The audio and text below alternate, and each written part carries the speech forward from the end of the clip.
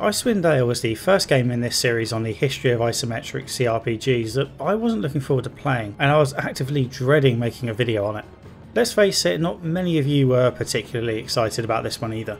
Since I announced this series of videos, I've had people tell me they're looking forward to videos on Baldur's Gate, Planescape Torment, and many of the newer ones, such as Pillars of Eternity and Divinity Original Sin. Others have checked to make sure I plan to cover some of the more obscure games, such as Arcanum of Steamworks and Magic Obscura and Temple of Elemental Evil. In case you're wondering, yes, I am going to cover those games. However, I can't remember anyone excitedly asking about an Icewind Dale video. I fully expect this video to have the lowest view count of the entire series so far, with the possible exception of Siege of Dragonspear, which was a bit of an odd one anyway. The series started with Fallout 1 and 2, two games I played 20 years ago and couldn't wait to talk about. Then there was Baldur's Gate, which is infamous and served as my introduction to CRPGs based on the 2nd edition D&D rule set. If I'd absolutely hated Baldur's Gate, then it would have been tough to continue with this series, bearing in mind how many of the games are based on similar rules and played in the same engine. Fortunately, I really enjoyed most of Baldur's Gate, although it confirmed my suspicions that I preferred engaging with the story rather than the horrendously complicated combat system. Siege of Dragonspear was a modern filler episode to link Baldur's Gate 1 and 2, so I looked forward to discovering how Beamdog had made a new old game, although ultimately I didn't enjoy it much. Siege had an increased focus on combat and threw loads of enemies at you, such that the whole thing became a bit of a chore. As a nice change of pace, the next up was Planescape Torment, a game all about storytelling, which is exactly where my own tastes lie. Planescape Torment is widely considered to have some of the best writing in video games, and I was chomping at the bit to get stuck into it. Planescape Torment quickly became one of my favourite RPGs after just one playthrough, but with all that out of the way, the next game up in chronological order was Icewind Dale. I remember writing the end of my Mass Effect 2 script and stating that the next big video would be Icewind Dale. I ummed and ahed a bit when writing that, wondering whether I could get away with skipping straight to Baldur's Gate 2. Would anyone really notice if I didn't play Icewind Dale? Probably not, but I would have. I left the reference to Icewind Dale in the script and effectively committed to making a video on it one way or another. I just hoped I'd have something vaguely interesting to say. In case you're wondering why I was so apprehensive about playing Icewind Dale, it's because Icewind Dale is generally considered to be story light and combat heavy. Whereas Planescape Torment was all about the story, Icewind Dale is all about ploughing through dungeons and fighting constantly. At least that's the general consensus. This left me with the impression Icewind Dale would be a chore to play and even harder to make a video about. I enjoy discussing combat mechanics in videos, but Icewind Dale is a Dungeons and Dragons game and therefore has an incredibly long and complicated set of rules to deal with. I always said that the goal of this series was to slowly get better at the combat, not learn everything there was to learn in one playthrough of Baldur's Gate. People have been playing these games for 20 years and playing tabletop D&D for longer than that. They know the ins and outs of every variation of the rules, whereas I had to restart an early playthrough of Baldur's Gate because I hadn't properly understood how armour class and Thaco worked. This series is supposed to be about my experience playing the games, not every minor detail concerning the interaction between spells and buffs on the hardest difficulty settings. If this video had to be all about the intricacies of D&D combat, I'd be utterly screwed. I would never be able to add anything to the decades of knowledge others have on the subject. It'd be like reading through the entire Bible once and then going, guys, I have some thoughts to share with you. You won't be able to say anything that hasn't been said 100 times before. Clearly I did go on to make an Icewind Dale video, a relatively lengthy one at that. Does that mean I ended up enjoying the game? Well, not really. It was a bit of a slog for the exact reasons I suspected it would be. Icewind Dale is all about the combat, and while it would be incredibly unfair to say the game doesn't have a story, I can't say I found the events of that story engaging, largely because the protagonists had no personal connection to what happened. That's protagonists plural because in Icewind Dale you don't have one character and a bunch of optional companions. You play with anywhere between 1 and 6 characters and they are all an equal part of the team. Not having any fixed protagonists hurts the storytelling significantly, but it also comes with a few big advantages. Namely, I didn't need to turn away potentially strong companions just because they were chaotic evil when my party was largely good. When you create the companions yourself, they should all be a good fit for the party. If they aren't, the only person you have to blame is yourself.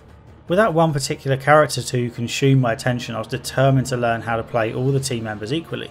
Previously I've tended to create a melee tank protagonist and work with 5 others. I made sure I had a mage and a thief and used their special skills when required, but there was never any doubt in my mind that they were companions to my main character. This time my mage and thief commanded equal attention to my bard, cleric, melee and archer. As such, it was like playing 6 classes in one playthrough. I may not have particularly enjoyed all the combat in Icewind Dale, but I learned a lot, and that's one of the major goals of this series. Icewind Dale isn't bad, however it pales in comparison to its closest cousin Baldur's Gate, which came out 18 months previously, and while it was well received on release it was destroyed by Baldur's Gate 2, which came out just 3 months later. With hindsight, Icewind Dale feels like the publisher, Interplay, wanted to get out a filler game to tide people over until the release of Baldur's Gate 2. However, that's doing a real injustice to the talent over at Black Isle Studios who worked on the project. Remember, Black Isle Studios also developed Fallout 2 and Planescape Torment, and at least in senior positions there were similar people involved across all these projects. Fergus Urquhart was in place as director, and the excellent Chris Avallone and Josh Sawyer were on board as lead designers. This is where I usually delve into the making of process a bit, however I found very little discussion about the making of Icewind Dale, and therefore all I can do is speculate. A cursory look at the release schedule for games developed by Black Isle Studios suggests that Icewind Dale would have been developed under a tight timeframe. For context, there was a 15-month gap between Fallout 2, which came out in September 1998, and Planescape Torment, which released in December 1999. Given modern development timelines, that doesn't sound like a lot, although it was fairly par for the course for CRPGs back in the late 90s. However, between Planescape Torment and Icewind Dale there was only 6 months. No doubt both games were in production side by side, however Avallone had senior roles on both, and I have to assume Planescape Torment took precedence over Icewind Dale, given the relative prominence of the two games. Even if Icewind Dale wasn't a priority for Interplay, it supposedly sold beyond expectations according to Interplay's quarterly reports from 2000. Concrete sales information is hard to come by, but a report by Edge magazine puts US sales at just over 250,000, and there's enough other information to suggest that worldwide sales were over 500,000. Baldur's Gate 2 sold at least 5 times that, so this gives you an idea of not only the relative success of the two games, but also the low expectations for Icewind Dale in the first place. Icewind Dale is yet another of the Interplay CRPGs that has been given the Enhanced Edition treatment by Beamdog. Making these Enhanced Editions always comes with a few teething problems, although Icewind Dale seems to have been a smoother process than the others, perhaps because it was one of the later releases. Beamdog had the assets for the main game, although it opted to use the code from Baldur's Gate 2, seeing that as an improvement over what was used in Icewind Dale. There were a few complications with the expansion Heart of Winter, which needed new code because the original had been lost. Beamdog also added new content such as weapons, spells and class kits. I can't say I noticed anything especially out of place, although given my lack of experience with these games that's to be expected. I'm not a huge fan of these editions just on principle, but I fully accept that Enhanced Editions present plenty of issues for where to draw the line when making changes. Personally, I want improved visuals, particularly for widescreen displays, and some quality of life changes. I also appreciate the addition of story mode because it's great for bringing in new players and is easily ignored. New weapons, spells and class kits however seem not only unnecessary but also harmful. I'm not going to pretend I noticed, it's all new to me. I still haven't used half the available spells nor experimented with even a quarter of the class kits. Some people will notice though, and it seems a shame that playing the Enhanced Edition isn't a little closer to the original experience. Josh Sawyer himself has stated that he didn't like the addition of new class kits, feeling that they mess with the balance. There are even a couple of new quests, although according to Trent Oster these were all quests that were going to be in the original game but were cut for time constraints. At least the changes weren't as egregious as the ones made to Baldur's Gate, which added a bunch of new companions and side quests. Unfortunately, the Enhanced Edition has major problems with pathfinding, which was a huge pain throughout my playthrough and the worst I've experienced in any of the CRPGs I've played so far for this series. In an interview with VentureBeat, Oster was pressed on the issues with pathfinding and he sounded exasperated by the whole thing, stating that the team had been scared of dealing with the pathfinding. Reading between the lines a bit, it sounds like Beamdog did the best it could but couldn't get pathfinding fixed. As always, I'm more grateful for the fact that these Enhanced Editions exist more than I'm annoyed at some of the changes Beamdog makes. That's especially prevalent given that there is no Enhanced Edition for Icewind 2 and likely never will be. I'm not 100% sure I'm going to play that game as part of this series because I don't think it will add a lot, but I'll deal with that problem later. If I do, it looks like I'll have to use the original, maybe with some mods, because according to Trent Oster, the source code for Icewind Dale 2 has been completely lost. Like Baldur's Gate, Icewind Dale is set in the Forgotten Realms universe, specifically the continent of Faerun. It's set 100 years before the events of Baldur's Gate, although the two regions are so separate that it could be before, after or during and you likely wouldn't notice. Given how negative I've already been about the story and the general consensus around it, it's easy to think that Icewind Dale has perhaps bad writing or just a lack of effort around its storytelling, but it's not that simple. The introduction has all the hallmarks of classic fantasy RPG stories with a deep tone narrator describing the history of the world and setting the stage for what comes next. It's compelling, and after sitting through it I was ready to have all my expectations for Icewind Dale proved completely wrong. The land of Icewind Dale is cut off from the rest of Faerun by a mountain region called the Spine of the World. Icewind Dale was originally home to a bunch of barbarian tribes who lived independent of one another, proud of their independence, until a mage called Arachon came to conquer the land. One of the barbarians, a man named Jared, briefly united the tribes for the singular purpose of fighting back this invasion. It almost worked. Arachon had been counting on the division of the tribes and hadn't expected them to work together against him. Facing defeat, Arachon tore open a portal to the lower planes to recruit help, but let through a bunch of demons instead. Arachon's forces teamed up with the barbarians to fight the demons, but it was a losing battle. The demons were on the verge of victory when Jared saw a vision of his god Tempos in the distance. He knew what he had to do. Jared charged past what was left of his struggling army and jumped into the portal. With a flash of light, the portal closed and all the demons disappeared. When the dust cleared, all that was left behind where the portal had been was a large stone with Jared inside, frozen in his dying moments. It's not a bad introduction. My eyes tend to gloss over stuff about summoning demons from the lower planes and all that, but I was intrigued by the idea of Jared frozen in stone and looked forward to the moment we inevitably freed him. I had to wait a long time for Icewind Dale's story to loop back around to anything contained in this introduction. We get a reference to Jared's stone early on because it's kept under a temple in the starting town of East Haven. However, once we leave here, it's a long time before Jared pops up again. I also assumed the history between the barbarian tribes and the occupying forces from the south would play a bigger role, but we don't really get stuck into that until the expansion Heart of Winter. Icewind Dale's main story starts when your group of adventurers rocks up in East Haven, looking to be paid to go on adventures, which I imagine is as tough as getting paid to write about video games and just as dangerous. Fortunately, your arrival coincides with a messenger showing up from the nearby town of Kaldahar with reports of strange goings on. Yes, it's that vague. Once you've bought some cheap gear, you accompany Hrothgar, the town's leader, on a trip to Kaldahar to see what's going on. On the way, a group of frost giants attack the entire group by creating an avalanche which kills everyone except your team. You carry on to Kaldahar and meet its leader, a man called Arundel, who explains that the strange happenings are a series of kidnappings, monster appearances and weird weather conditions. The town of Kaldahar is built in and around the roots of a massive tree which provides enough warmth for them to survive and thrive. The changing weather conditions threaten a cold snap which could wipe out the entire town. Kaldahar is your base of operations for much of the game. It's the town you'll return to between missions to stock up on supplies, report your progress and get a comfy bed for the night. From here, Icewind Dale earns its label as a dungeon crawler, for better or worse. You're sent off on a mission where you'll work your way through massive dungeons until you found a MacGuffin, return to Kaldahar for a new mission and then head off to another dungeon, rinse and repeat. You initially go to the Vale of Shadows, aka Dungeon 1, because that's where Arundel thinks is the source of the problems. You kill everyone who gets in your way, only to find that nothing here is the cause of the vague disturbances. You return to Arundel and are told to find an item called the Heartstone Gem, which was stolen many years ago and, with no real justification, is now suspected of being the cause of the problems. We're off to Dragon's Eye, Dungeon number 2. After a long slog through the dungeon, you defeat Shunome and claim the Heartstone Gem. After returning to Kaldahar, you find the village under attack by Orogs. After saving the town, you discover that Arundel is a shapeshifter who tricked you into killing his arch-nemesis Shunome. This explains the lack of any decent motivation behind finding the Heartstone Gem or the trip to the Vale of Shadows. You were being played the entire time. The real Arundel is upstairs on his deathbed. Before dying, the real Arundel tells you to go and speak to Laryl, an elf who is thought to be the only person who can use the Heartstone Gem. Off we go to the Severed Hand for Dungeon 3. Laryl is a little disturbed when you first meet him, but after helping to fix a machine and somehow healing him, he tells you to go to Dawn's Deep where the source of evil can be found, still keeping it all nice and vague.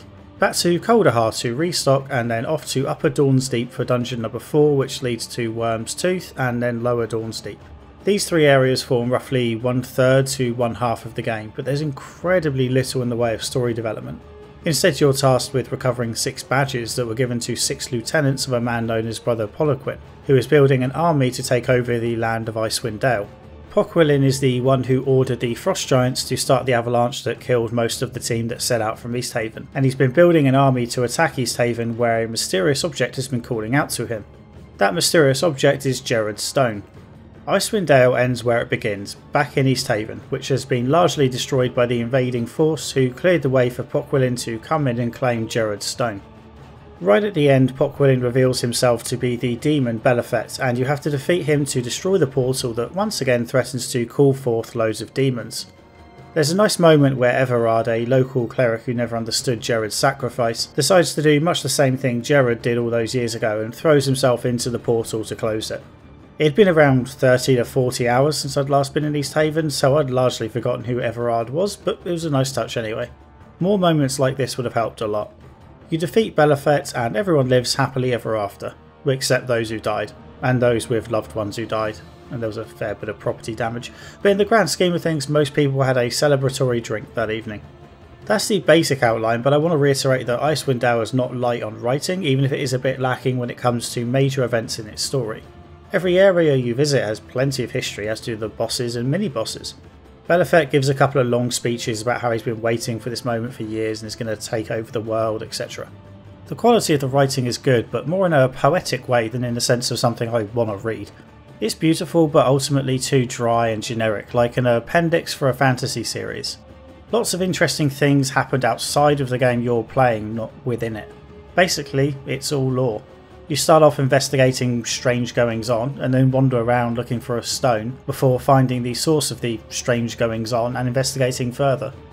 You don't even know who you're investigating for most of the game. Belafet first takes on the appearance of Arundel and then is Poquelin, so you don't even know who the hell you're going after until the final moments.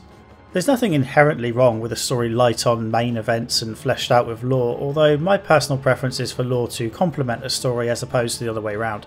Others disagree and love delving into the lore even if there isn't much of a story to talk about. You only have to look at the popularity of story discussion around the Soulsborne games for proof of that. Some people even go so far as to claim there is a concrete story in those games, even if no one can really agree on exactly what those stories are and come up with contradictory versions of events. Many of my complaints around the story are going to be selling points for other players. My videos are always chock full of opinions, but this feels even more subjective than most because even as I'm typing my criticisms, I can see the counter arguments coming my way and they aren't wrong.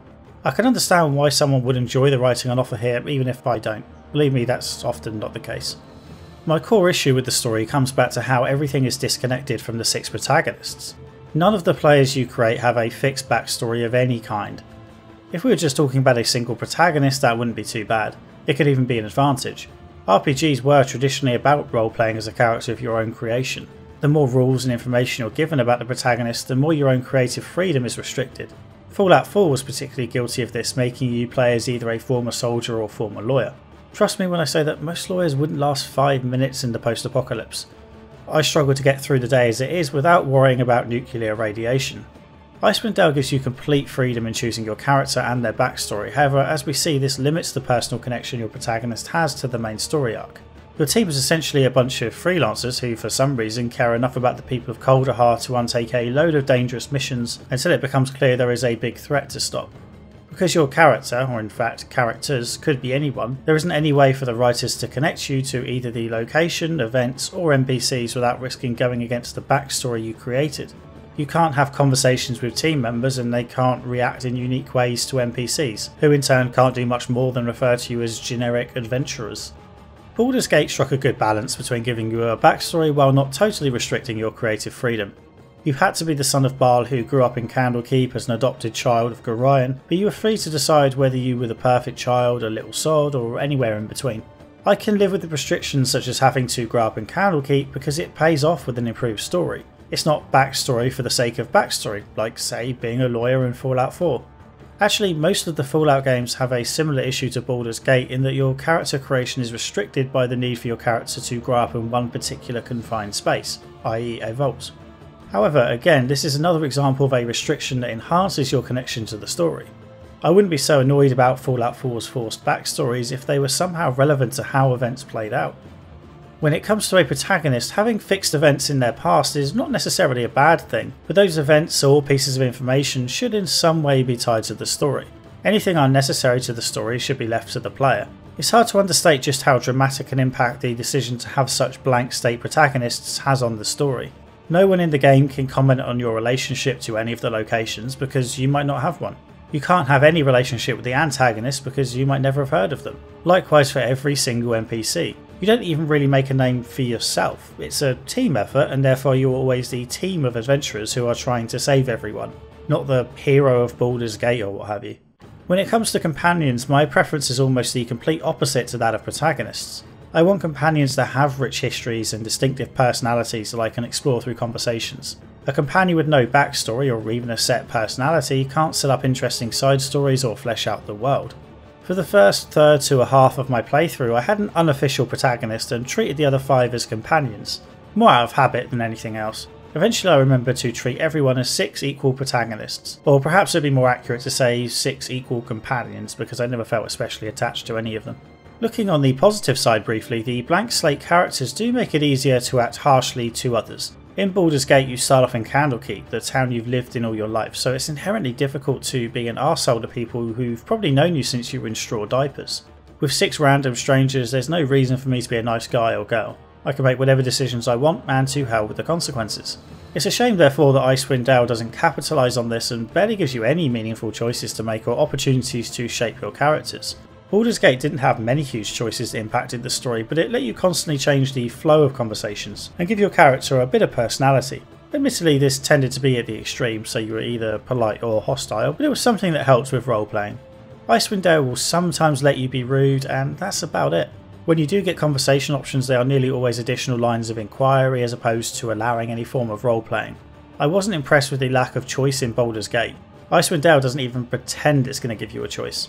So as you can tell, I didn't enjoy the way my character or characters had no connection to the story or world around them. That might sound like a dream situation to those of you who are used to playing the tabletop version of Dungeons & Dragons. To state the obvious, games like Baldur's Gate and Icewind Dale were designed to replicate the Dungeons & Dragons experience on a computer. Baldur's Gate had to make concessions to the formula, giving you a fixed protagonist with a partially predetermined backstory. In a tabletop RPG there wouldn't be one main protagonist with 5 other party members. Every member is of equal prominence, just as they are in Icewind Dale. Every player would create their own character and work with the Dungeon Master to experience a story. If you get a group of 6 people together and play Icewind Dale online, which you can do, I can imagine it being an incredible experience that likely comes closer to the pen and paper feel than most other RPGs. There's plenty of lore and background information to all of the areas, and you can use your imaginations to flesh things out where necessary. I don't want to diminish the experience those people have, it's just not how I play. Giving characters more backstory wouldn't be a cure-all for the story's problems anyway. The antagonist is a good example of that. Belafet talks your ear off with the history of his misfortune and his plans for world domination, but that's only once you get right to the end of the game. Before that you spend 40 hours chasing various imposters and vague notions of people doing bad things.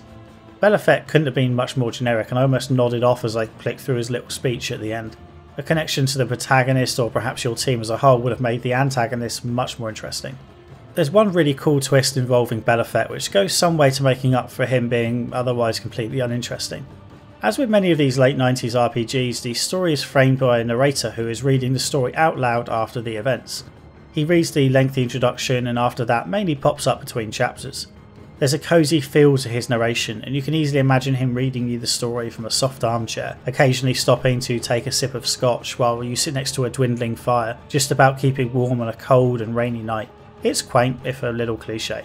As he reads the epilogue, you might notice he doesn't sound entirely happy with how events played out. He starts to get angry and you wonder if he drank too much scotch. As for the vanquished demon, Belafet, defeated on the Prime, he was banished back to the depths of hell, where he languished for a period of 100 years, tormented by the memory of his mistakes, and waiting for the day he would return to Faerun and exact his revenge. Then you realise you're not listening to a cosy story read to you by a nice old man. You're listening to Belafet himself. He was the narrator all along, reading the story that ended with him being banished to the Prime Material Plane for 100 years. He's about to be released and is ready for revenge. You'd be forgiven for thinking that's setting up Icewind Dale 2, however if you've played Siege of Dragonspear or watched my video on it, you might remember that Belafet is the big bad in that one. I guess he decided to move to a warmer climate when he was released.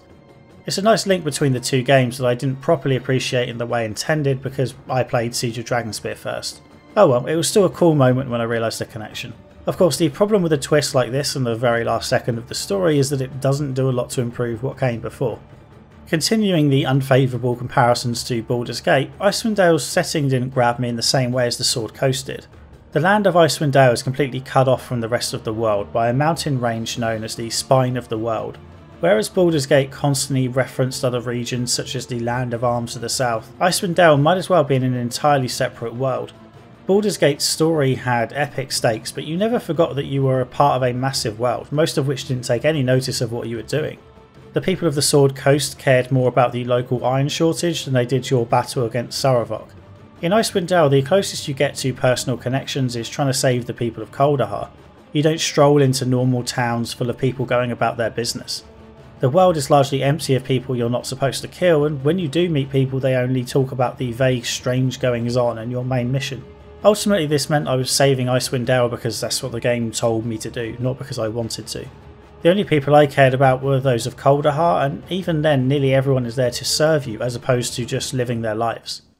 While the overall world of Icewind Dale didn't draw me in, some of the individual locations certainly did, and the artists absolutely knocked it out of the park in a couple of places.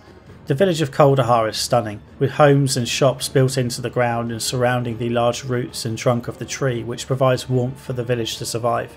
Given how cold and hostile every other location is, Kaldahar is a perfect fit for a temporary home that you return to between tough missions, to buy some new spells from Auric the Grey, buy that new axe you've been eyeing up for 10 hours, or stock up on potions from Oswald in his downed airship. It's an incredible location and would have been memorable even if I'd only been passing through. The expansion Heart of Winter does an even better job creating a temporary home with the town of Lonelywood. Unlike Kaldahar, Lonelywood is a living, breathing town consisting of log cabins surrounding a large tavern in the middle. There are piles of logs, windmills and carts scattered around. You don't need to be told that people work and thrive here, you can see it. The town has some of the best lighting I've seen in the Infinity Engine so far, and there are cool details like how the snow has disappeared along the well-trodden paths. Then there's the aquarium in Worm's Tooth that has been taken over by a bunch of frost salamanders, who unsurprisingly like to keep the place cold. This has frozen all the sea life in ice as a relic of what used to be. Most dungeons are the usual scattering of corridors and dead ends that might as well be procedurally generated with a couple of notable exceptions. The dwarf complex of Dawn's Deep contains a decent puzzle involving a round table, where you must take note of the signs and use it to avoid traps in the next room. There's also a great dungeon in the expansion where individual party members can get teleported to other rooms, requiring you to navigate them around traps while dealing with any monsters that might be attacking the rest of the group. I wish there were more interesting puzzles to talk about, but that is about it in the base game. The second half requires you to collect a lot of things, be they badges of the lieutenants you need to get to Poquelin or the astro globes you need to fix the machine that heals Laurel. However, finding these things is nearly always just a case of moving through the dungeons and killing a sub-boss. Calling them puzzles is a bit of a stretch. I had problems with one of the badges, and that's because I accidentally left it behind after killing its owner, and I couldn't find one astro globe because it was in a completely different location to the others and you need an elevator to get there, which blended into the background, so I missed it. One nice touch is that the final floor of the dungeon where you hunt down Shiname, a snake demon, is the shape of a snake. There are lots of small offshoots, so I nearly missed the pattern, but happened to zoom out on the map at one point and noticed that the final boss fight takes place in a room representing the head of the snake. It's pretty cool. Similarly, when you're hunting a seer in Heart of Winter, an eye will occasionally pop up in the mountains to show that she's aware of your presence. The snowy locations do end up getting a touch repetitive, as you might expect. However, it's satisfying to move your party through the snow while listening to a satisfying crunch under their feet that comes with each heavy step. Unlike Baldur's Gate, Icewind Dale doesn't have much outside the major dungeon areas and lacks map spaces to connect regions. In Baldur's Gate you couldn't immediately travel to a new area. You had to make your way there by travelling through other locations first. These small maps typically contain the odd side quest and a bunch of low level monsters to kill, however I'd argue that they served a bigger purpose. They made the world feel massive. You couldn't just jump from one location to another, you had to travel there as part of an expedition. It took effort and enhanced the feeling that you were on an adventure instead of just completing a set of tasks. Warping from location to location is something you expect from expansions like Tales of the Sword Coast, not the base game. The lack of these otherwise unnecessary maps streamlines the experience, but you lose part of that adventuring spirit along with it, not to mention the opportunity to complete side quests. There's a lack of side quests in the main area as well. You can rescue the odd kidnapped villager here and there, which you'll likely do by default as you explore the dungeons, but that's about it. This goes back to my point about how lifeless the towns feel. No one has personal problems they want your help with, and when they do it's basically part of the main quest anyway. The Heart of Winter expansion makes up for this slightly by offering some lengthy side quests that are well worth completing if for no other reason than the huge XP rewards. Heart of Winter's story is arguably better than that of the main game. It's certainly no worse. Remember the big battle between the tribes of barbarians in Arachon that we were told about as part of the prologue? That becomes relevant in the DLC, which kicks off when Holder tells you that he's foreseen a battle between the barbarians and the settlers of 10 towns. The leader of the barbarian force is Wulfdine, who claims to be possessed by the infamous Jared, the barbarian who sacrificed himself to destroy the portal all those years ago. Your goal is to prevent the upcoming war between the barbarians and the settlers of 10 towns. You're the mediator between the two parties. The barbarians are rightly upset that their land was stolen by the invading settlers. However, the settlers have been living there for over 100 years now and shouldn't be blamed for the crimes of their ancestors. Wulfdine isn't keen on the idea of compromise, and war looks inevitable, especially given a strong religious context. For example, both parties worship the god Tempus but pronounce his name differently. A seer informs your party that it's not Jared inhabiting Wulfdine but a great dragon called Icasaract. Icasaract wants a war between the barbarians and 10 towns as revenge for being killed and having her soul left at the bottom of a lake. The story around Icasaract is more generic fantasy stuff, however the dispute between the barbarians and the residents of 10 towns is interesting, and there are some meaty side quests, like the werewolf killing inhabitants of Lonelywood. Heart of Winter wasn't especially well received on launch. At around 8 hours it was seen as far too short for a major expansion to a CRPG, and given the price of $30 and the proximity to the release of Thrones of Baal for Baldur's Gate 2, the disappointment was understandable. To make up for this, Black Isle Studios developed a free piece of additional content called Trials of the Lure Master, which is also around 8 hours long, or it was for me because it's incredibly difficult. With Heart of Winter and Trials of the Lure Master combined, players can't complain they don't have enough content for their money, but Trials of the Lure Master is drastically lacking in quality. There isn't much of a story for a start. You're whisked off to a new location and told you can't go home until passing a bunch of tests for the mysterious Lure Master. It's going for a similar dungeons and puzzles vibe as Durlag's Tower, the excellent expansion to Baldur's Gate. Durlag's Tower was an intricately crafted puzzle dungeon experience with a surprisingly deep and haunting story that unravelled as you progressed. Trials of the Lure Master tries to be all those things but fails on every level. The story behind the Lure Master is borderline non-existent and certainly not interesting or heartfelt like the one about Durlag. As for puzzles, well, you never have to do anything more complicated than clear locations of enemies, pick up items and flip any switches you see. There isn't much thought involved in any of it. Likewise, there wasn't much effort behind enemy placement beyond put them everywhere they fit. Durlag's Tower was a refined masterpiece of dungeoneering. The play area wasn't huge, but it made every pixel count. Trials is massive in comparison, and yet it doesn't do anything with the available space. If you decide to play Icewind yourself, I recommend you skip Trials of the Lure Master unless you're determined to complete the toughest combat the game has to offer. There's nothing else of interest. If you do want to play Trials and Heart of Winter, then you'll need to do so in a particular way, because both pieces of DLC are best started from within the main campaign, but shouldn't be played until after you've beaten the main story. In other words, you should beat the base game and then load up an old save. You can start Heart of Winter straight from the main menu if you like, and you'll be given level appropriate characters to play with. I just prefer to stick with my own team. On that note, you can import your characters from the base game if you've already completed it and want to continue playing with them. However, for some reason this doesn't carry forward your bags, so any potions, gems and scrolls you're carrying in bags are lost. Narratively, it makes more sense to play from within the main game because Holder, the quest giver for the main Heart of Winter quest, is located in Kaldahar. This means you need to start Heart of Winter before the party is whisked to East Haven at the end of the game, and you can't do it until your party is at least level 9 because Holder won't take you before that point. Weirdly though, when in East Haven at the end of the game, you're given an Ihonen sword right before the final boss fight. If you carry this sword into Heart of Winter, then you can get it upgraded and discover its story. After getting this sword in East Haven, you can't return to Kaldahar to start the DLC, so this suggests you should do Heart of Winter after completing the main game, even though you can start it from within the main game. Once in Heart of Winter, you can play Trials of the Lure Master by talking to a guy in a pub. I did this straight away and didn't even realise I was starting a separate piece of content and got my ass handed to me for about half an hour before giving up. You should save Trials for as late as possible, but not too late because once you get stuck into the final mission you'd have to do a lot of backtracking to return to Lonelywood to start it. So to sum up, you should do Trials late during the Heart of Winter story and do Heart of Winter late during the main campaign. However, Trials is much harder than anything in the base game, so if you do Trials first it will break the difficulty curve and you'll stroll through the final boss fight. That's why I recommend you complete the base game first, then boot up an old save to do Heart of Winter in full, then boot up a save from within Heart of Winter to do Trials of the Lure Master. Nice and simple, right? As you can tell, I didn't get much from the story. There was some lovely flowery writing in there, but it also felt generic and forgettable. Most of Icewind Dale's combat though, and that experience should stay with me a little longer. Icewind uses the 2nd edition D&D rule set, so I was able to build on knowledge I'd already acquired from my time with Baldur's Gate, Siege of Dragonspear and Planescape Torment. I played it relatively safe with character creation in those games, but I was determined to take a few risks this time. For starters, there would be no humans in this party, and I forced myself to include a bard even though I never really understood how to use them. Instead of a straight mage, I went with a Dragon Disciple, which I believe is one of the new class kits added by Beamdog. I spent over an hour creating my team of 6, which is far longer than I've ever spent in a character creation screen for just one playthrough. I loved it, and unsurprisingly I felt much more attached to the entire crew as a result.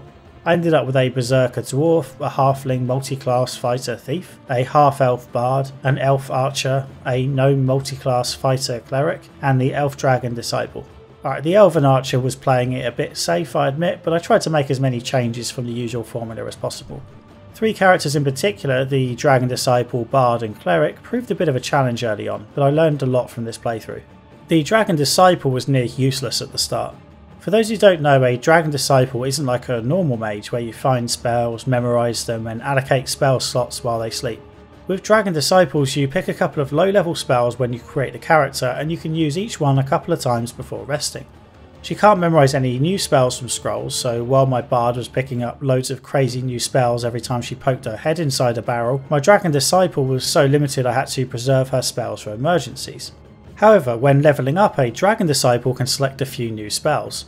When she hits certain milestones, she can choose a spell from level 3, and then the next time she levels up after that, she can pick new spells from levels 1, 2 and 3. Then there are similar milestone levels for spells above that. You also get more uses of each spell from the lower levels as you level up.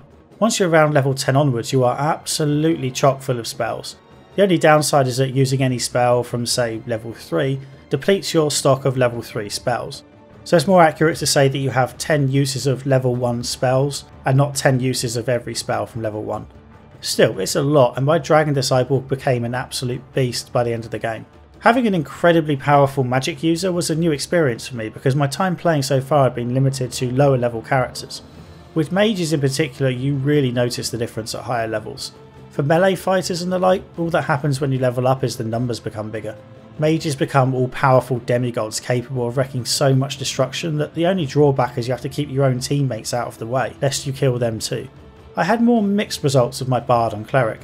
Bards and Clerics are there to buff the rest of your party, Bards by singing songs during combat and Clerics by casting spells beforehand and healing. Both learn more songs and spells respectively as they level up, however I found it increasingly difficult to quantify the benefits to using these abilities and the opportunity costs involved if my Bard was singing instead of fighting. Before I go any further, I want to emphasise that most of the information I need is available either within the game or the manual, which contains over 200 pages on the various spells and songs. There is no shortage of information available to me, I just struggled to utilise it. Partly this is an issue of patience. If I stopped to look at the instructions every time I wanted to cast a spell, I'd still be working on the Baldur's Gate video.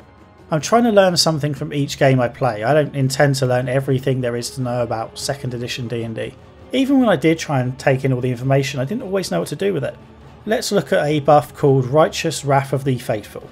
This gives +1 to your allies' attack and saving throws plus an 8 HP boost. Simple enough. If the allies are of the same alignment, they get an extra attack per round, although this will cancel the effect of a haste spell. They also get +2 to attack and saving throws instead of +1, in addition to some spell immunities. They will be fatigued when the spell wears off. That's quite a lot to think about for just one spell, however I tended to simplify it in my head to spell good, fatigue when finished. The main issue is saving it for the most appropriate moment. Things get a bit more complicated when you're layering buffs. We've already seen that Righteous Wrath of the Faithful will cancel haste, although only for allies of the same alignment. A recitation spell gives +2 to attack throws regardless of alignment and won't cancel the benefit of a prayer spell. Given that we're told specifically that recitation doesn't cancel prayer, I assumed that it would cancel other spells like Righteous Wrath of the Faithful, or would it? And what about vice versa? The interaction of various spells and buffs is incredibly confusing, and I'd probably prefer a system that stops you using multiple spells and buffs just to make things a bit simpler. Where things became an absolute headache was with the Bard.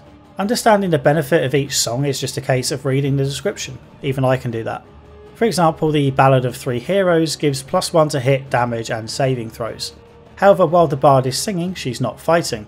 So what's better, a buff of 1 to all your allies but one member is out of the action entirely, or she doesn't sing and instead slings bullets from a safe distance? I doubt there's one correct answer because it will depend on who you're fighting, how many there are and where they're positioned. Taking out archers from long range might always be better than letting them ping arrows at your tanks. However, if you're against a tough boss, it might be easier to sing from a distance while your melee attackers get stuck in. To add an extra layer of complication, what if you're also using buffs like Righteous Wrath of the Faithful? Should your bard sing when you've just cast a buff? You might be overdoing the buffs at this point. Again, there's no single answer because we'd have to consider what types of buff we're using and the stats of each party member affected. At this point you presumably need to start doing some maths, and that is usually where I draw the line. More generally, there are just too many spells for me to keep straight in my head. My bard could learn 14 spells per level, so the first thing you have to do is choose which ones to learn because you can't have them all. From there you need to choose which ones you're going to memorise for use in the next day's battles. This gives you around 30 spells to pick in fights, and that's per character, remember. I had 3 spell users.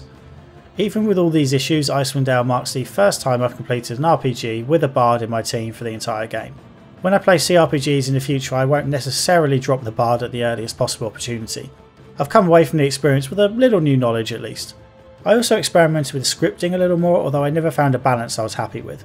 Setting my bard to a bard script gave me the option between having her sing while outside combat or while inside combat, but not to do both. Overall, I found the scripts useful for situations with lots of easy encounters one after the other, but the second a fight became even remotely challenging, the scripts were more hassle than they were worth. I would drag someone out of the battle so they could heal, except every turn their AI would kick in again and take them back into the action. I'm going to limit scripts going forward because I'll learn more by controlling each member's actions separately. As for the overall challenge, I'm still having my fair share of issues, however this time I did manage to play through the entire base game on normal without lowering the difficulty. And for around 90% of the game I could have probably upped the difficulty to core rules without any major problems. On normal I coasted through most encounters and only had to stop to think things through on the tougher bosses and mini bosses. When things got challenging I would buff the party in advance, maybe use a haste spell as well, and pause regularly to make sure everyone is doing what they should. Oh, and I would constantly try to get enemies bunched together in narrow corridors to make sure they couldn't surround me. I did this a lot. In fact, it was without a doubt my main tactic, and it felt cheap as hell. For a few encounters, such as the one with a lot of priestesses in Dragon's Eye, I looked up help online once I'd finished the fight to see how the experts did it. The answer ended up being much the same way. I was amazed at how often the recommended advice was to do exactly what I'd been doing. The final fight against Belafet, which I did before completing the DLC so as not to be over-leveled, was incredibly tough. You can't cast buffs before coming into this fight because a Dispel magic spell is cast the second you enter, and there are traps all over the floor that will dispel any buffs you attempt to add during the fight. I like to pretend that I came up with a strong tactical solution to win this fight, but my tactics largely remain the same and I just got lucky with RNG once. The only time I had to adjust the difficulty to easy and eventually to story mode was for the Trials of the Lure Master DLC, which gets incredibly difficult. I struggled for ages to beat a group of spectral guards, and when I eventually did there was a fight immediately after that I just couldn't get past. This is when I effectively gave up with the idea of getting through the entire thing on normal. There was a pang of guilt at first when I realised I wouldn't be able to say I completed all of the Icewind Dale content on normal, however there were so many more tough sections after this that I know I did the right thing. I might up the difficulty to core rules for my Baldur's Gate 2 playthrough, but I do have some concerns that will likely keep me playing on normal. Mainly, I'm not playing the game properly when it comes to resting to restore health and spells. I usually hate it when people talk about not playing a game properly because it's used as a cheap and easy way to dismiss criticism. You rarely hear people say you like a game too much because you're not playing it properly, it's always the other way around. In this case I think it's a valid criticism because I'm only looking at my own ability, not how it affects the quality of the game. Basically I abuse the hell out of being able to rest anywhere to restore health, and therefore I don't use that many health potions. Similarly, I always have enough spells. There is a risk associated with resting outside of inns because your sleep can be interrupted by a small group of enemies. However, the risk is usually worth it because even if you have to try a couple of times, you will eventually get your health back. There's an obvious solution to this problem. Stop doing it. I wish it were that easy. I've tried, but I can't tear myself away from the easy rest for a couple of reasons. Firstly, it is a legitimate tactic. You're allowed to rest, it's there for a reason. Second, I started doing it in Baldur's Gate and saw it as a key part of my role-playing. After all, adventurers would need to set up camp and get rest, and there's a risk you'll get attacked while you sleep. Third, there are a lot of monsters such as trolls that need to be killed with either poison or fire, and typically that is going to come from spells. When every battle requires you to finish off 4 or 5 trolls, you're going to run out of spells quickly. Fourth, and most importantly, I don't like any of the alternatives. I could easily restore all my health with the hundreds of potions I have on hand at any given time, but it's a huge palaver to heal up your entire team with potions. You have to keep moving potions around the cumbersome inventory screens, and it takes ages to heal anyone up to max HP. Then of course you'll run out of potions, but that's no problem because I always have far more money than I can ever spend, so I'll just buy more. Except that means returning to town, which can take a long time if there's a lot of backtracking to do. And even if you do all that, well, once you're back in town you can just rest in an inn to refresh your spells and get all your health back, so why bother buying potions? If you're going to sleep, you might as well just rest where you are and avoid all the time spent backtracking, and now we're back to the original problem. I either need to improve as a player so that I don't need to rest so often, or I need to accept that resting is a useful option and use it whenever it's convenient or necessary. Difficulty wise, I'm relatively comfortable with my current level. I'm able to complete the games and see what they have to offer while remaining engaged enough to enjoy the experience. And as I've said about 100 times, I mainly play for the story. That said, I'd love to get better because learning D&D combat is incredibly rewarding. The more you know, the more you can do in each fight, and let's face it, most gamers have an inherent desire to play on the hardest difficulty we can manage. Taking more time with each encounter would be the easiest way to improve, however the thought of slowing every single combat encounter down to the speed of a turn-based RPG doesn't exactly get me all warm and tingly. Mind you, as I write this script, Obsidian has just implemented a turn-based system for Pillars of Eternity 2, so perhaps I should bite the bullet and get used to it. I also need to start using my full range of abilities and consumables.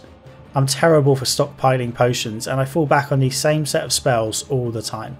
I also completely forget to use daily abilities such as the Berserker's Berserk ability, which sort of negates the point of having a Berserker in the first place.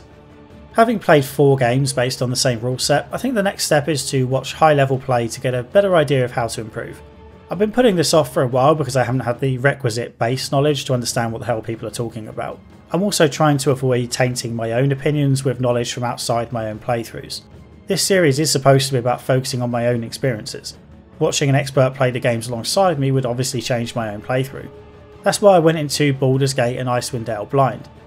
Now that I have those 2 games under my belt, it's probably safe to go back and watch someone else play them. I'll probably stick to watching Icewind Dale because I'm worried I'll hear too many Baldur's Gate 2 spoilers in a Baldur's Gate 1 playthrough. Plus, I'd love to see how people manage to complete Trials of the Luremaster on the harder difficulty settings. On that note, if you have any recommendations about videos or YouTubers to watch, I'd love to hear them. I'm particularly interested in people who can play the game efficiently without knowing exactly what's coming up.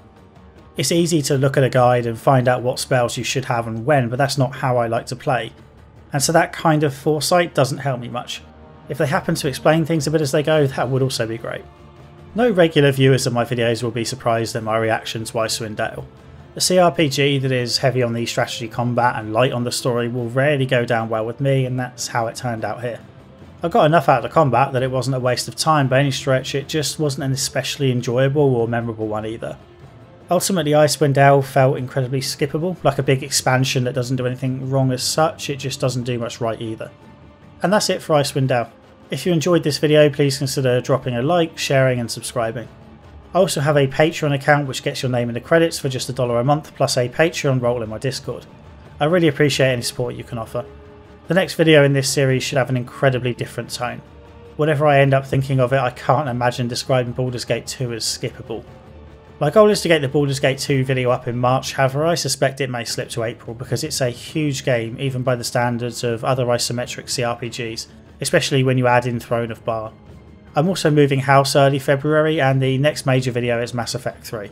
That's a big one as well. I need to complete 2 playthroughs and there's a bunch of DLC for it. Plus I want to do videos on Metro Exodus and Resident Evil 2. I've been trying to do a video every other month for this isometric CRPG series, but this might be when the schedule has to slip a little. The big releases are coming thick and fast now, so I'll do my best to remain on top of it all. I want to keep publishing regular reviews alongside the long form critiques like this, so one way or another you will get videos in February. Okay, until next time, cheers.